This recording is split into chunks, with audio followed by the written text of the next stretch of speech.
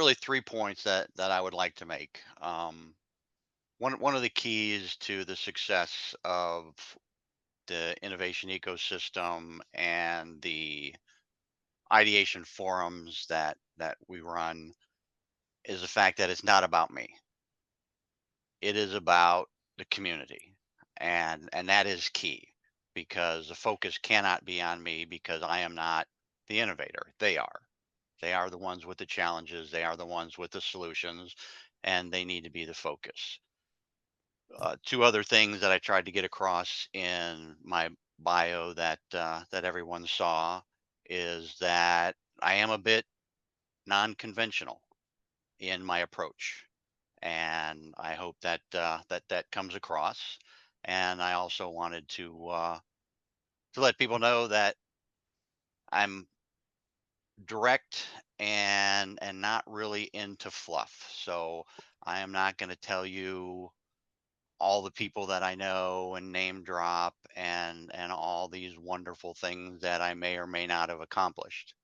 Um, I am going to tell you that we have been successful, and as unconventional and unique as we are, we have produced. Technology ideation is who I am.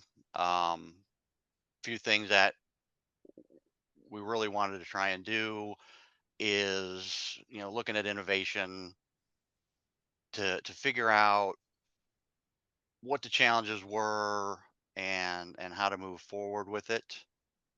Um, so first off, how it all started. I used to work for the U.S. federal government. There, I had the opportunity to take a look at innovation across the federal government, and did this through a an existing disruptive technologies forum. And it was a lab, and the idea was around what we called asymmetrical warfare, jungle manufacturing, where you're just using what is available to you and your surroundings to produce what you needed. And the forums were okay, but it was the same people recycling the same information, the same ideas week after week. And I realized that from my Lean Six Sigma background and process improvement, that when you're trying to improve a process, you don't use the people that run the process. You have to go outside to people that aren't familiar with the process and bring them in, because the people that run it have learned biases. And so to prove this, did a little experiment, took two naval architects, two mechanical engineers, and our structural engineers, and gave them a bunch of stuff and said, build a boat. Their response was, we don't have what we need to build a boat. Now, these are your PhD educated designers. Then I brought in a electrical engineer, a carpenter, a receptionist, and a janitor, and I gave them the same stuff and said, build a boat. Their only preconceived notion about a boat was that it floats. So what did they do? They built something that floats. And so there I was able to prove to myself that stovepiping innovation doesn't breed innovation. It's just a bunch of people patting themselves on the back saying they've done a great job and there's no way that they can improve on what they've done. So I revamped this forum, rebranded it, and made it all inclusive so that I could bring in that diversity of perspective. After 7 months, we ran the forum, had 52 presentations, set up over 400 collaborations. And then this is where I was talking to before. I will let the results show the value in what I've created. That organization, or that forum, became the victim of a reorganization and funding cuts. It was shut down. I saw the value in that, and I saw where it would be applicable to more than just the federal government. So I chose to retire in March of 23 to build a more comprehensive version on a commercial platform. I spent 11 months talking to venture capitalists, innovators, companies, philanthropy organizations, anybody that would listen to me, hobbyists, inventors, whoever would take the time to listen to me and give me their feedback. And I iterated and reiterated and came up with the Tech ID Innovation Ecosystem online platform and ideation forums. In February of this year, I launched that forum. They've been in operation for 10 months, and we have identified over 500 potential relationships and collaborations. And one of the things about what we do that's unique is that we don't just matchmake. We help to drive these relationships forward because that's what they need. Two of the major things that I saw that were problems with innovation was stovepiping. The other one was stagnation.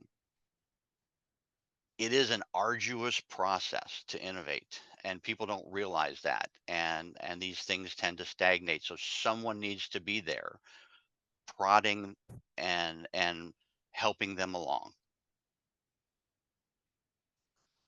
So our goals with the innovation ecosystem are very simple: to promote and drive sharing, understanding, ideation, collaboration, innovation, and implementation. So we want to take it all the way from developing the idea to implementing the idea. And if it's not going to make it, we want to find that out, so that we invest the time to find out that it's viable or not viable. And as in the other slide, I'm tracking 400, set up over 500. So obviously, 20% of them have been determined to not be viable, and that's what we need to find out. Um, we need to address current challenges, anticipated challenges, and unanticipated challenges. So it's not just about the solutions; it's about the challenges, because the solutions have to match the challenges. One of the things I've learned is that if I'm developing a solution for someone else's challenge, I can only guess at what their challenge is, what their true root problem is. And my guess is more than likely going to be wrong. So if I can involve them in that process, then I will come up with a more viable solution to solve that challenge. We also want it to use the community. We need to be able to identify um, the new, novel, and obscure. We need to be able to identify cross science, cross industry, cross sector applications of existing technologies. Two good examples are a marine biologist that was studying fish surfaces. We actually connected him with people that were doing aerodynamics and research on hypersonic craft. And there were applications there. There was a connection there that we wouldn't have seen if we did not have that diversity of perspective in attendance. Another one was a forensics tool that had just incredible sensors and incredible AI to process the imaging, and we were able to translate that into an inspection system for aircraft fuselages. So just a lot of things that we miss by not having that perspective. So other things: expand awareness of the state of the art, educate people, nurture the art of the possible. And so there's just a lot of things that we try to accomplish within the ecosystem, and it all has to do with open sharing and open communications. So a little bit about the ideation forums: definitely an unconventional approach. It's all about the number of perspective, and it's about the verbal exchange. So the ideation forums are open topic. We do that to encourage cross industry, cross sector, cross science participation. And we want this to be a verbal exchange because your mind works differently when it's processing verbal communications than any other form of communication. It triggers memories better, it triggers experiences better, it triggers connections better. And that is how we can help to generate these aha moments. Put a little thing in there, from Ben Franklin. Tell me and I forget, teach me and I may remember, involve me and I learn. That is key. It has to be hands on. And when we do these presentations, we limit the fluff. It is all what I call meat and potatoes on paper plates. It is substance and action without the fluff. So let's talk about an ecosystem. So what is an innovation ecosystem? So National Geographic website defines an ecosystem as a geographic area where plants, animals, and other organizations, as well as weather and landscape, work to form a bubble of life. So I've taken a little bit of creative liberty and I tried to apply that toward what an innovation ecosystem is. So an innovation ecosystem is an online platform. And I say an online platform because we really can't be geographically restricted. If we're geographically restricted, then we're not reaching out to the diversity of perspective, to the diversity of idea that we need to. So, an online platform where individuals and organizations, as well as their environment, work together to form a bubble for innovation to thrive. And as leaders, that's what we need to do. We need to create a place where innovation can thrive, and we need to support that. Okay, so what innovation is not? Innovation is not a stovepipe. Okay, groups consisting of like-minded and singularly focused individuals, um, without the diversity, without um, the different perspective, the different experiences, um, or and it doesn't work with a single group of subject matter experts. It works great with multiple subject matter experts from multiple sciences, but not with a focus group. Um, so diversity is key. If you think about an ecosystem or a regular ecosystem, you don't just have plants. And if you only had plants and herbivores, the herbivores would populate themselves to extinction because they would populate based on the availability of the plants. They would just eat the plants and then there would be no food. That's why you have to bring in carnivores, insects. So you have to bring in all of these different things. And I've already given you my build a boat analogy. So the other thing we need to understand is that everyone needs to be invited to the table. And here you don't know what you don't know until you know it. So what I just told you about a connection between marine biology and aerodynamic, or excuse me, hypersonic craft, you were probably unaware that there was a connection there, and because you were unaware of that, you didn't know that there was a connection between those two, and now you know it. And so now I have broadened your perspective. All right, everyone needs to have an equal voice at the tables. This is really, really key. All right. Education does bring about innovation. No doubt. No doubt that a person who has spent time to earn their PhD, their master's degree, their bachelor's degree brings value to the table. But just as that experience in learning has, in learning, book learning, excuse me, people face adversity, constraints, impending doom. And those factors educate people. And the people that face that uh, more often have to overcome it. And the way they overcome it is through innovation. So their opinions, their ideas are just as valuable as those of the school educated PhD, master's, bachelor's degree. Another thing that it is not What's the getting new ready to one? get ready. So we can't be overburdened with preparation, with modeling, with analysis, with bureaucracy. Yes, there is a need for those things, but so many times we are so afraid of being blamed for following the wrong path or making a bad decision or that or failure even that we overemphasized preparation, we overemphasized modeling, we spend way too much time on those things, and we really should be prototyping because we can learn a lot more from prototyping. And so at some point, the modeling has to stop.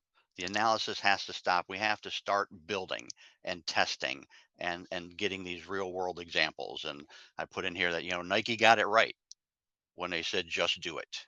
And that's really what we need to do. We need to just do it. Okay, so building an innovation ecosystem. Innovation ecos Innovation is closely related to process improvement. It To innovate is a process. And you start with an idea. You start with a premise, a hypothesis, a theory, and then you work to prove that theory. And that is a process. And that is going to involve many different people from many different backgrounds and many different perspectives. And there are going to be people that are going to be customers. There are going to be people that are manufacturers and engineers and scientists that have to solve these problems or write the code or build a machine, and they need to be involved. And so what's going to happen is you're going to run into these walls, and you're going to find out that you can't go that way because it's not practical, or where you wanted to go isn't really what the customer wanted. And so we have to be adaptable, and a lot of times we aren't. A lot of times we grab a vision and we want that vision to be what the end result is, and that isn't necessarily what the community, what the system, what the process is driving us to. Innovation ecosystem needs to have an incubator. So you need a place where your ideas can come together, where your collaborations can um, can come together, where people can talk and discuss these ideas and why not they work. And it needs to be evaluated and commented on not by the leaders but by the community themselves, because they are the customer in the end. They are the people that are going to use it. They are the people that are going to develop it. And so it needs to be a community effort. You need to have support services. People can't do this on their own. Some people have great ideas, but they don't know how to develop them, or they don't have the experience to translate, to write code, whatever. So you have to provide these, legal services, training. How do you build effective teams? How do you innovate? Um, y- Prototyping, manufacturing, protecting your IP, writing grants. All of this stuff needs to be available to the community. It needs to be broad. It needs to have very broad exposure. The more perspective you can bring in, the more experience differentials that you can add, the more viable and the more applicable your innovation is going to be. And you're going to also avoid the biases that you would get by bringing together a group of subject matter experts in the same field. Continuous nurturing. Again, this goes back to what I talked about before, is there has to be some sort of a support system. There's got to be, yeah, I know this didn't work, but we need to move forward. Or someone isn't holding up their end, and there needs to be some place that the the team can go to a leader and say, hey, we're not getting anywhere because we're having some challenges with participation, and you need to be the one to intervene, and you need to be the one to step in and make it happen without putting that onto the people that are brought it to you, because that team needs to be cohesive. So they can be mad at you, they can get upset with you, as long as that team stays cohesive and moves forward. Open and inclusive information exchange. This is really key. People have to be willing to share. I mean, look at what happened with COVID. For years, people were working on the mRNA style virus, or excuse me, um, I just dropped out of my hand. Vaccines. Sorry about that. But once COVID hit, and the government said, okay, you 10 people that have been working on this in your own individual stovepipes, you all need to come together and figure out how to solve this problem. And look what happened. We did it in a year. So why can't we do that? Why can't we set up these coalitions around, or these, or consortiums around these challenges, and bring in everybody onto the same page? And I know you deal with finances, and who's going to get credit and who isn't going to get credit, and who's going to benefit, and that's where our problems lie. Is it's got to be about the solutions and the challenges, and not about the bottom line in the pocket, that in your money in your pocket. That's part of it, but it can't be the sole focus. um and that is, I know that's a very, very high ask. Information sharing again, inclusivity again, and the other thing too is that your innovation ecosystem can't be just about solutions. It has to have challenges in there as well, because you have to understand what it is you're trying to solve, and you're not going to find out on the internet. Just because it's on the internet doesn't make it true. We all know that. So you've got to bring the people in that have the pain, that are experiencing these challenges, these hard problems, and trying to solve them. So, just a last note here. This is a personal thing to me. What innovation is and is not. So, the word innovation, innovative, has been bastardized, and I'm sorry to say that, but I'm just going to be blunt. It's lost its meaning. So I took a trip to Merriam-Webster, and innovation is something new, or a change made to an existing product, idea, or field. Invention, however, is something which has not previously been in existence. And we need to understand that innovation is not invention, and invention is not innovation. The example, the telephone, that was the invention. The smartphone that we have now, that's not an invention. That is an innovation that started with the first telephone. Other things we need to realize is it ain't easy. It can be a long, long, arduous process to innovate. It may not always look like what we wanted it to look like, because in the beginning we don't have all the information. In the end, we have a lot more information than we had when we started. So hopefully, if we follow the process right, in the end, we have something that people can actually use and implement. And this is where the leadership is needed most. It's a process. I went over that. It's not accomplished from the outside. So you can't just sit outside the system and say, do this, do that, read my book about this, how to do this and do that, listen to my webinar, listen to my podcast. It isn't. Don't just tell me, help me. That's what people need. They need you to hold their hand. And as leaders, that's what we need to do. We need to actually do the hard stuff. The fun stuff is in the beginning. It's fun, exciting to take on those challenges, come up with the ideas, bring the group together, all the rah rah rah, but you can't just walk away after that. You have to be there through the hard times as well. And it can't be generalized. We try to do that. We build a platform, and we try to make it a one size fits all. But the problem is it isn't one size fits all. Innovation is not one size fits all. It is dynamic. It is unique. It is individual. And to create a platform that has all these services and all these things is because some people can make it even more daunting and discouraging. So we have to keep it simple when it needs to be simple and complicated when it needs to be complicated. So, with that, I want to thank everybody for being here. I don't know where I'm at on my time, but I want to add a few things here. I put my contact information in the chat. My contact information is here on a slide. I'm looking forward to your questions. And what I tell people that present on my forums, and I'm going to do here, is you always have to have an ask.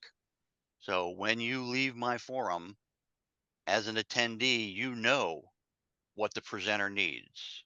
You know how you can help the presenter advance their technology, advance their innovation, advance their solutions, solve their challenge. And so, what I'm looking for in your assistance is I need your perspective. I want a global perspective of what I'm doing and what I'm trying to accomplish. And I want a global perspective to help the people within the community, within the ecosystem to develop better innovations, more applicable and more viable products. I need your feedback. What do you think of my ideas? If you don't like them, please, please, please. That's what I want to hear more than hey, you did a great job. I want to know what you don't like about my ideas. I want to know where you think that I've been insulting or too harsh or not open enough or too open or whatever it is. Yeah, I need your diversity, your criticism. I need your networking.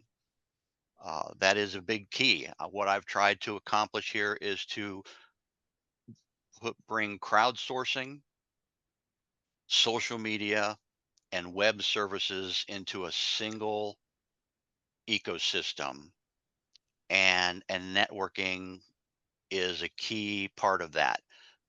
People that attend a forum, they may not have a need for that solution or may not have a solution to that challenge, but they have coworkers, they have friends, they have peers. They go to trade conferences, they go to different places and they'll hear a conversation and they'll be like, "Ah, I was on this call and I heard this and they could really use your assistance or this would really help you." And we need that. I also need support. Can't do this on my own. Right now, I am a one man shop. I do not like being a single point of failure, and I am trying to expand this as much as possible. So I need support and I need partners. I need people that want to try and replicate this in other industries, in other countries. Um, you know, Imagine if you implemented this in a university or a large corporation, or if we could bring multiple innovation hubs and accelerators together to promote outside of their geographic region what it is that they're trying to accomplish and bring in that wealth of perspective that exists in Europe, in Africa, in Asia, and South America, and everywhere else on the world to help them. And so these are my asks. I want to thank you for your time, and I am looking forward to everybody's questions. So James asks a question for Eugene. Um, Eugene, can you comment on what human dynamics or behaviors that are positive within an innovation ecosystem and which ones can be harmful? And how can we manage that? So it's kind of about the human aspects that could be positive or harmful within an ecosystem and how to manage. So the most harmful, I'll start with that. The most harmful ones that I've seen are people that are in it for themselves. And I do see this. I see this, there are people that come on the forums to capture the technologies for their own benefit rather than for the benefit of the community. To me, that is harmful because it takes away. Another thing I think is harmful is not participating, is to keeping your opinions, your ideas to yourself. You're doing nobody any value, not even yourself, by not sharing, by not criticizing, by not questioning. Um, the the stronger ones are the people that are open to listen, open to debate, um, and open to diversity. Those that is what you need. It is so I'm hoping I'm answering the question right, but there really needs to be an openness, a willing to share, a willingness to focus on the greater good and not just what are you trying to do to benefit me? Yeah. Because going back to your fish scales example, Eugene, somebody comes along to your forum with an example of the design qualities of fish scales. Somebody from the aerodynamics industry has a perspective your originator did not have. Uh, Correct. but they need each other. Right. Because we would never have identified those applications. Okay. And we see it all the time. I mean, I see it constantly on the forums, and it is so exciting. And I really do think a lot of people show up on the forums because they see them. They're like a drug. Some people show up because it's a 30-minute education on nuclear fission. It's a 30-minute education on cryo cooling, on mental health, cybersecurity, quantum computing. We cover everything. We appeal to everyone, and what people don't realize is that they someone that is manufacturing robots for or is designing robots for manufacturing cannot see where that applies in the mining industry. They can't see where that applies in the healthcare industry, but you bring people from those industries in, they will see that application. They will ask those questions. Can you, have you, what if, would you? And this is what generates the aha moments. This is where innovation comes from. My question is very much around our experience here in the UK. So incubators, virtual or physical, they've become very specialized, and so has the support community around them, which is kind of in conflict with that broadening out and all the things that you've been talking about today to really enrich the experience and hopefully the long-term more successful outcomes. So any ideas you've got on how we can address that would be most welcome. Well, thank you. I appreciate that. And please, if anyone would like my advice, my assistance, I- my phone, my email, everything is there. I will say that you've caught me at a great time because um, from this time until mid-January, I do not hold forums. One of the reasons is that it's the holiday season, uh, and there just won't be enough people with the time to attend, and so it's not fair to the presenters to have them present during this time because they won't get the value that they need. It also gives me an opportunity to follow up on the things that I need to follow up on and catch up. So this is a perfect opportunity for people to engage. And it's about that tension between sometimes working with people like ourselves, which can be a bit of a natural, comfortable human dynamic, but but taking the risk to broaden wider and then getting the benefits from that broadening. Um, from what you've learned, is there anything we can learn to ensure that we get that broadening of wider perspectives built into these innovation mechanisms? We need to lead by example. We need to, as leaders, lead by example, and to if we see value, if you see value in what I've had to say and what I am doing, then adopt that, share that, implement that, and show people the proof. Like I said, I do not promote. I do not do a lot of self promotion. I do not talk about all the people that I know, the contacts that I have. I let the results show for themselves, and I think in 10 months setting up 500 relationships is quite an accomplishment. And I will pat myself on the back for that. Where is leadership? Who leads it? The community. I take my I am the conductor. The community identifies the challenges that they want to share. The community identifies the new obscure technologies that they've come across that they believe should be presented to the broader community. The community shares the innovations within their network to bring in more people and more diversity. And you know, obviously I have the bottom line. I have the last say, the final say. And and some things aren't practical. But for the most part, I follow the community's guidance.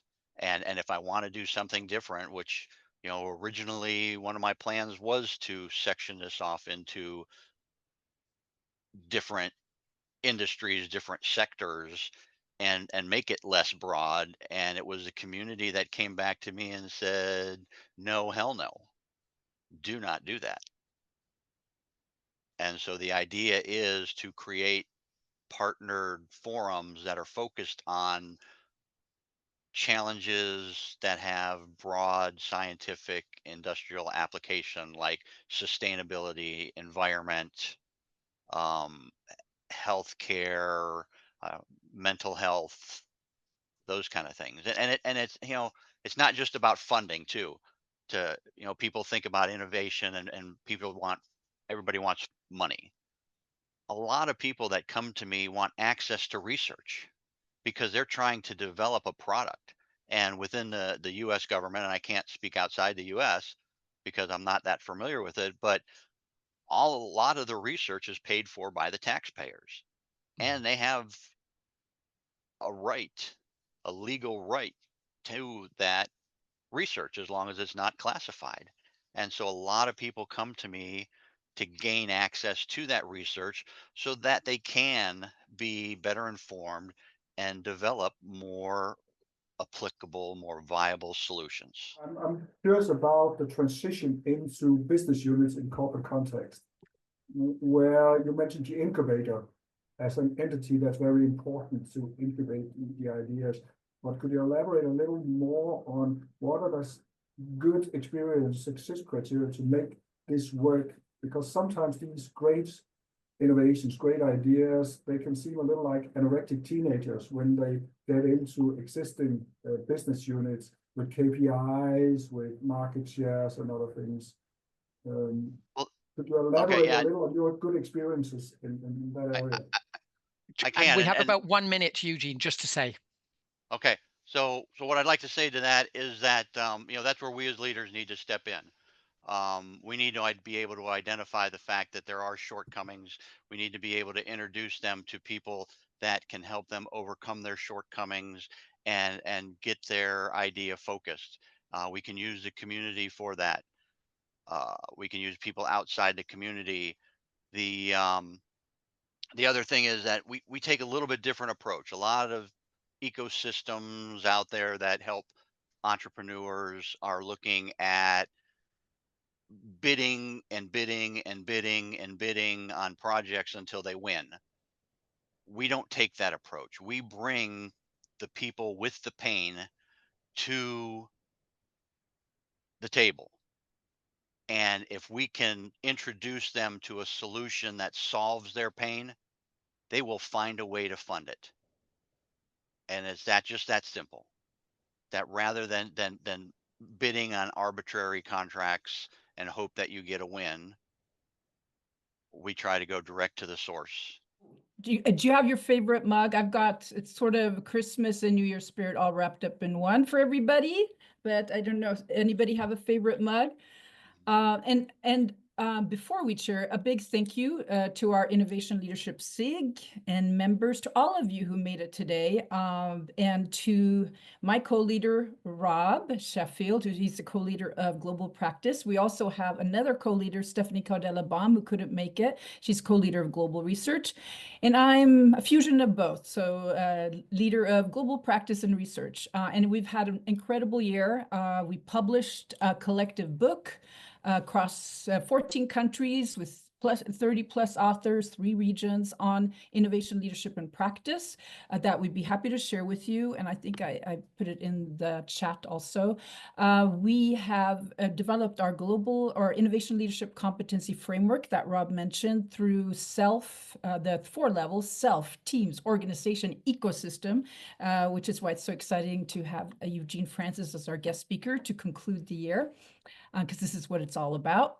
And then we had a workshop on innovation leadership in Africa held in Morocco this year. So very exciting events and activities that I want to share and to our wonderful team, because we've got our team lead, Ajit Paul, who's been fabulous in helping us think about strategic initiatives internationally. Ajit Paul, all the way from India, he's today. And we have Jörg Reckenrich, also our team lead for creativity. Creativity is so essential for innovation leadership. So from Berlin, Deutschland, and we have I think we have Russell here too, our past team lead and one of our co-founders, and all of our wonderful members. Cheers to you. To a fabulous Cheers to holiday you. and new year with much joy and happiness and good health. Cheers.